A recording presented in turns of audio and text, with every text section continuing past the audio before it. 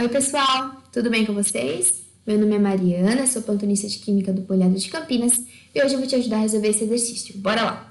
O exercício fala pra gente do biogás, né, que ele é produzido por digestão anaeróbica de resíduos orgânicos. Essa informação vai ser importante na hora que a gente for analisar essa figura aqui pro item D, tá bom? Mas já vamos deixar ela guardadinha aí. E ele fala que esse biogás ele é composto por metano, dióxido de carbono, além de outros gases em pequenas quantidades, como, por exemplo, sulfeto de hidrogênio, tá?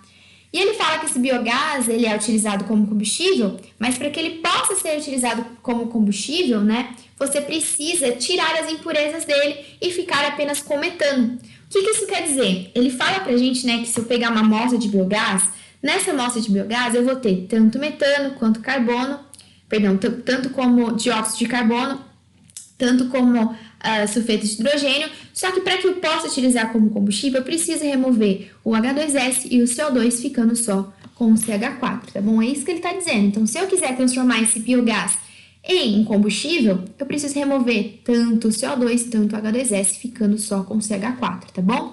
Mas numa amostra retirada, né, diretamente da natureza, eu teria a porcentagem em massa desses três aqui contribuindo para a massa total, fechou?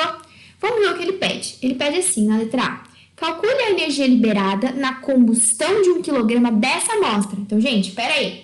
Dessa amostra de biogás é a amostra que contém CH4, CO2 e H2S. Então, eu tenho que considerar uma amostra de 1 kg, que nesses quilogramas eu vou ter em massa 64% sendo metano, 32% sendo CO2 e 4% em massa sendo de H2S, tá bom? Então, ele quer que a gente olhe para essa amostra. Vamos pensar comigo aqui. Quem eu preciso contabilizar desses três como potenciais combustíveis para a liberação de energia? Vê se faz sentido para vocês. Apenas o CH4 e o H2S.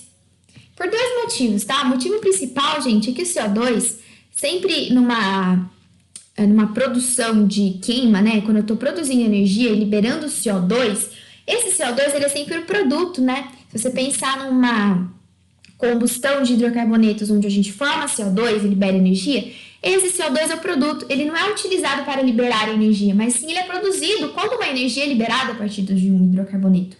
Então, desse CO2, eu não vou computá-lo para encontrar a energia total liberada na combustão dessa amostra. Por quê? A energia liberada na combustão vai ser apenas relacionada a esse combustível CH4 e, no caso, o H2S, que também vai ser combustível nesse momento, porque os dois vão ser queimados, tá bom? Então, essa era a primeira análise. Qual é a segunda análise? A segunda análise é porque quando a gente olha para o NOT-ADOT, a gente vê que o exercício só dá para a gente o calor de combustão, ou seja, o calor da queima, apenas do CH4 e do H2S. Então, isso também já dá para a gente uma ideia assim, olha, se você não lembrou que o CO2 é produto, o CO2 não vai ser queimado, não vai ser liberado de energia, olhe para o NOT-ADOT. Esse NOT-ADOT te indica que apenas você vai ter que precisar considerar o CH4 e o H2S, tá bom? Foi uma dica que o exercício deu para você.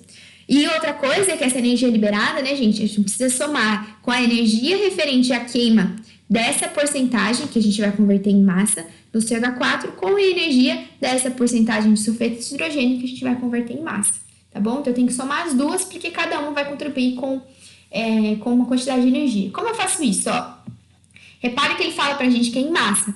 Então, ele quer a quantidade de 1 kg. 1 kg, que é a mesma coisa de falar 1.000 gramas, desculpa, viajei agora. 1 kg, que é a mesma coisa de falar 1.000 gramas, a gente pode aplicar essa porcentagem, tá? 64% de CH4 em 1.000, realizando uma regra de 3 simples, a gente vai chegar nesse valor aqui, né? Em gramas. E 4% de H2S é a mesma coisa, eu vou tirar 4%, vou encontrar qual é o valor de 4% em 1.000, e a gente descobre que esse valor de 4% em 1.000 é 40 gramas, tá bom? Tudo bem, gente? 1.000 gramas, 100%, 64% X. 1.000 gramas, 100%, 4% X, beleza? Simples, simples. Regra matemática para a gente conseguir encontrar quanto vale essa porcentagem em massa. Beleza, mas não é isso que o exercício pede. O exercício pede a quantidade de energia. Então, eu preciso entender quanto que essas 640 gramas vai produzir de energia e quanto que essas 40 gramas vai produzir de energia. Olhando pelo NOT-ADOT, olha, cada quilograma, vamos olhar a notação, isso é muito importante. Cada quilograma, no caso aqui do CH4, vamos analisar eles primeiro, ele vai liberar quanto de energia? 55 vezes 10 ao cubo. Como eu posso escrever isso? Eu posso escrever que para cada 1 kg quilo, que é a mesma coisa de escrever para cada 1.000 gramas, eu vou liberar 55 vezes 10 ao cubo de energia, em quilojoule. Mas se eu tiver essa quantidade em massa, quanto isso representa em quilojoule? Passa a resolver essa regrinha de 3, beleza? Foi muito legal ele ter dado pra gente em quilojoule por quilo, né? Essa unidade em massa e não mol, porque se fosse em mol a gente teria que converter, né? Essas massas aqui para mol. E não precisa, porque o exercício foi bonzinho e deu pra gente já em quilo, tá bom? Então basta fazer essa primeira relação, que para cada 1 quilo eu tenho 55 vezes 10 ao cubo quilojoule, ou para cada 1.000 gramas eu tenho 55 vezes 10 ao cubo quilojoule, tanto faz. E aqui eu já descobri qual é a energia que vai estar associada, qual energia vai ser liberada quando eu queimar 640 gramas de CH4. A mesma coisa eu faço para H2S, tá? Só que para H2S eu tenho que ver aqui a notação dele, ó. Para cada 1 grama eu libero 15 vezes 10 ao cubo quilojoule. Mesma coisa de dizer que para cada 1.000 gramas eu libero 15 vezes 10 ao cubo quilojoules. E para 40 gramas, quando eu tiver 40 gramas, quanto que eu vou liberar de energia? Resolvendo essa regra de 3, eu chego em 600 kJ para H2S. Só que a energia total liberada vai ser a energia tanto do CH, aqui é CH4, né, gente? Perdão. Tanto do CH4, tanto do H2S. Então, eu tenho que somar essas duas energias. Então, no final, a energia liberada, né, nessa amostra que contém as impurezas, que não contém só o CH4, vai ser 35.800 kJ. Pode deixar em expoente? Pode deixar. Né? Colocar 10 elevado, pode, não tem problema, mas aí vai a seu critério. Vamos para a letra B. Na letra B, ele já fala o seguinte, ó. Calcule o ganho de energia por quilograma se for utilizado biogás totalmente isento de impurezas, em lugar da amostra que contém outros gases. Então, gente, vamos lá. A gente calculou lá atrás, quando a gente olha para o biogás com as impurezas. Então, a gente calculou a energia que o biogás com essa impureza, né, que vai ser esse valor aqui, vai liberar. Agora eu preciso considerar que eu peguei esse biogás e eu tirei todas as impurezas. Então, agora eu tenho um biogás isento de impurezas. Se ele está isento de impurezas, pelo texto, eu preciso concluir que ele tem apenas CH4. Então, agora, se eu pegar 1 kg de biogás, né, vocês concordam comigo que eu vou estar pegando 1 kg de CH4? Porque eu tirei todos os outros componentes que contribuíam para essa massa. Agora, o único componente, a única substância que contribui para essa massa é o CH4. Então, se eu pegar 1 kg de biogás purificado, eu vou estar pegando 1 kg de CH4.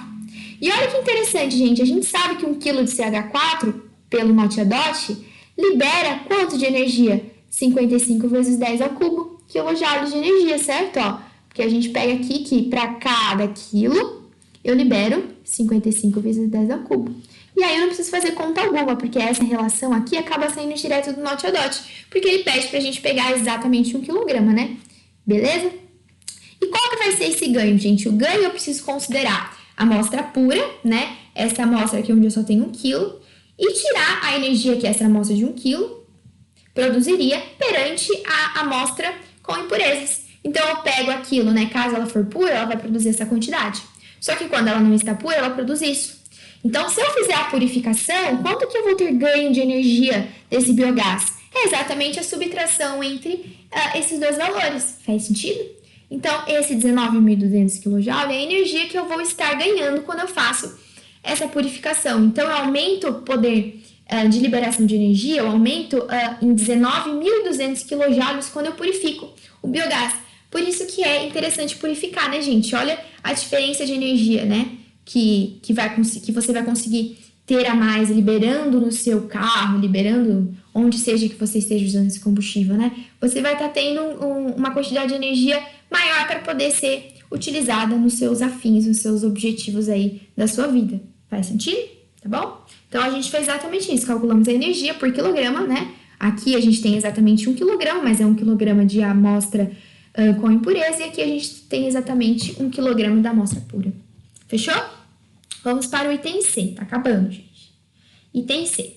No item C, ele pede assim: além de aumentar o poder calorífico, né, que é o que aconteceu, a gente viu que a energia no final liberada por quilo aumentou, né, quando a gente purificou. A purificação do biogás representa uma diminuição do dano ambiental provocado pela combustão. Explique por quê. Gente, a gente fez o que quando a gente retirou o CO2 e o H2S? A gente fez a purificação. Então, se nessa purificação saiu o H2S, saiu o CO2, Na verdade, é a saída do H2S em si, né, nessa purificação, que vai facilitar a diminuição dos danos ambientais. Porque esse H2 ele vai ser queimado, esse H2S, perdão, ele vai ser queimado. Quando ele é queimado, né, ele vai produzir óxido de enxofre. E a gente tem que lembrar que óxido de enxofre, SO2, que depois vai reagir com o oxigênio, formando SO3, pode reagir com a água, né, formando o quê? Formando a chuva ácida, que é um dano ambiental muito, muito ruim. Então, a gente precisa pensar que se a gente retira o H2S, né, nesse processo de purificação, ele não vai ser queimado quando eu utilizar o biogás, portanto, eu não vou formar óxido de enxofre e, portanto, eu não vou ter a formação de chuva ácida, tá bom? Então, é esse sentido. Por que o CO2 aqui, nesse caso, não faria muita diferença, né? Porque esse CO2, ele não vai ser queimado, tá bom? Então, como a gente já discutiu antes, ele é o produto da queima, né? Então, eu não vou queimar quando eu estiver utilizando esse biogás. Mas sim, eu vou queimar o CH4 e o H2S, tá bom? Então, aqui, na verdade, a diminuição ambiental, do dano ambiental mesmo, é olhando para o H2S. Obviamente, né, gente, que vocês podem se perguntar, mas vai liberar CO2 para a atmosfera? Vai liberar. Isso causaria um impacto, mas não é tanto um impacto quanto a retirada, né, desse H2S, tá bom? Vamos para a letra D, para encerrar. Em aterros sanitários, ocorre a formação de biogás que pode ser recolhido. Em um aterro sanitário, tubos foram introduzidos para a captação dos gases em duas diferentes profundidades, como é mostrado na figura. Em qual dos tubos, A ou B, é recolhido o biogás com maior poder calorífico?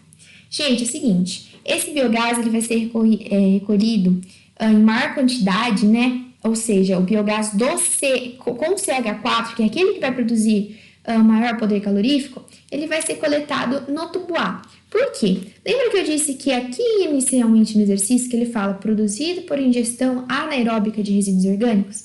Seria importante? É justamente nessa parte. Por quê? A gente tem que pensar que aqui é um lixo, né? A gente tem várias matérias orgânicas aí que estão sendo decompostas. E a gente tem que fazer analogia com a biologia. O que acontece quanto mais para baixo eu tô, né? Esse lixo mais na parte funda ele está. Significa que lá eu tenho uma quantidade menor de oxigênio presente para as bactérias poderem fazer o processo de decomposição, né? E aí a gente tem que pensar, quanto mais profundo, portanto, a gente vai ter uma quantidade menor de O2, tendo uma quantidade menor de O2, eu vou favorecer os processos anaeróbicos, que é justamente esses processos anaeróbicos que vão produzir o CH4. Então, havendo lá embaixo uma maior quantidade de processos anaeróbicos acontecendo, uma maior produção de CH4 vai acontecer e, consequentemente, a gente vai ter o quê? Um biogás com uma concentração maior de CH4, que é aquele que vai fornecer o maior poder calorífico, né?